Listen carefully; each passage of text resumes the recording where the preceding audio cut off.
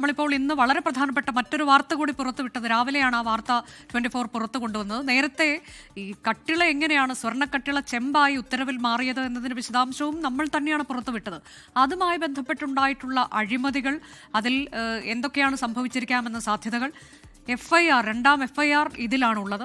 പ്രതി ചേർക്കപ്പെട്ടവരുടെ പട്ടിക വളരെ വലുതാണ്. ഉന്നതരായ ഉദ്യോഗസ്ഥരുണ്ട്, ദേവസ്വം ബോർഡ് മുൻ പ്രസിഡന്റുണ്ട്, 2 പ്രസിഡന്റുമാർ, അന്ന് കമ്മീഷണർ ആയിരിക്കെ ഉണ്ടായിരുന്ന N. വാസു ഉൾപ്പെടെ പത്മകുമാർ ഒക്കെ ഇതിൽ പ്രതികളാകുന്നു. അപ്പം മറ്റു ഉദ്യോഗസ്ഥരുടെ പേരടക്കം പറഞ്ഞുകൊണ്ട് വളരെ പ്രധാനപ്പെട്ട കാര്യങ്ങളാണ് ഈ FIRലുള്ളത്. അതിന്റെ കൂടി വിവരങ്ങൾ അരുൺ രാജ്. കണ്ടെത്തിയ വിവരങ്ങൾ അത്ര നിസ്സാരമല്ല എന്ന് ആവർത്തിക്കുകയാണ് SIT. അത് SITയുടെ റിപ്പോർട്ടിലും SITയുടെ FIRലും അടക്കം കൃത്യമായി തന്നെ ശബരിമലയിൽ നടന്ന സ്വർണ്ണക്കൊള്ള അത് എത്രത്തോളം ആഴത്തിലാണ്, എത്രത്തോളം ഉദ്യോഗസ്ഥർ കാര്യത്തിൽ പങ്കെടുത്തിട്ടുണ്ട് എന്ന് വ്യക്തമാക്കുന്നതാണ്. നമുക്ക് ലഭിക്കുന്ന വിവരമനുസരിച്ചാണെങ്കിൽ രണ്ടാമത് രജിസ്റ്റർ ചെയ്ത FIRലാണ് ഇതുമായി ബന്ധപ്പെട്ട കൃത്യമായ വിവരങ്ങളുള്ളത്.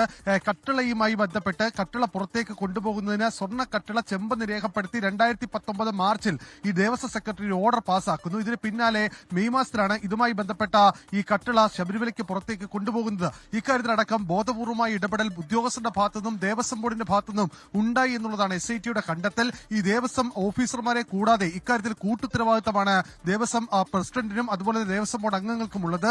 അന്ന് ദേവസ്വം ബോർഡ് അംഗങ്ങൾ എന്തുകൊണ്ട് ഇത് ചോദ്യം ചെയ്തില്ല എന്ന സംശയമാണ് SIT മുന്നോട്ട് വെക്കുന്നത്. ഈ തിരുവാഭരണ കമ്മീഷണറുടെ ഭാഗത്തുനിന്നും അതുപോലെ തന്നെ ശബരിമല എക്സിക്യൂട്ടീവ് ഓഫീസറുടെ ഭാഗത്തുനിന്നും ഇതുമായി ബന്ധപ്പെട്ട് അന്ന് നേരിട്ട് പരിശോധനയ്ക്ക് എത്തേണ്ട ഉദ്യോഗസ്ഥർ അവിടെ നേരിട്ടെത്തി പരിശോധനയ്ക്ക് എത്തിയെങ്കിൽ പോലും ഇതുമായി ബന്ധപ്പെട്ട ഒബ്ജക്ഷനോ ഒന്നും തന്നെ ഉണ്ടായില്ല.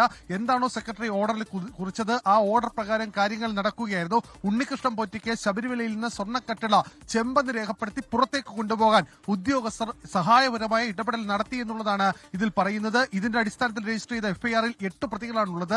1-ാം പ്രതിയായി ഉണ്ണികൃഷ്ണൻ പോറ്റിയും 2-ാം പ്രതിയായി ഇതിന് സഹായിച്ച കൽപേഷുമാണ്. 3 മുതൽ 7 വരെയുള്ള പ്രതികൾ ദേവസ്വം ബോർഡിലെ ഉദ്യോഗസ്ഥരാണ്. അതിൽ തിരുവാഭരണ commissioner, Devaswom commissioner, executive officer അടക്കമുള്ളവർ ഉൾപ്പെടുന്നുണ്ട്.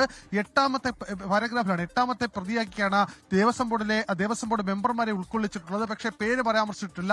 ഒരുപക്ഷെ എത്രയും വേഗത്തിൽ തന്നെ SIT ടീം ഉണ്ണികൃഷ്ണൻ പോറ്റിയുടെ മൊഴി രേഖപ്പെടുത്തും. തുടർന്നുള്ള നീക്കങ്ങൾ ഇതിനുശേഷമായിരിക്കും ഉണ്ടാവുക. എന്തായാലും ഉണ്ണികൃഷ്ണൻ പോറ്റിയെ ചോദ്യം ചെയ്തതിന് പിന്നാലെ ദേവസ്വം ബോർഡ് അംഗങ്ങളെയും ഈ കേസുമായി ബന്ധപ്പെട്ട 2019 ദേവസ്വം ബോർഡ് അംഗങ്ങളെയും ചോദ്യം ചെയ്യും. നിർണായക വിവരങ്ങൾ ഒരുപക്ഷെ പുറത്തേക്ക് വരുമ്പോൾ ഇതിൽ വലിയ രീതിയിലുള്ള വിശ്വാസത്തെ മറയാക്കി അതുമായി ബന്ധപ്പെട്ട കച്ചവടം ഇതിൽ നടന്നിട്ടുണ്ടോ എന്ന സംശയം കൂടി SITക്കുണ്ട്. അതുമായി ബന്ധപ്പെട്ട ക്ലാരിഫിക്കേഷൻ കൂടി ഇതിന്റെ അന്വേഷണത്തിൽ വരും.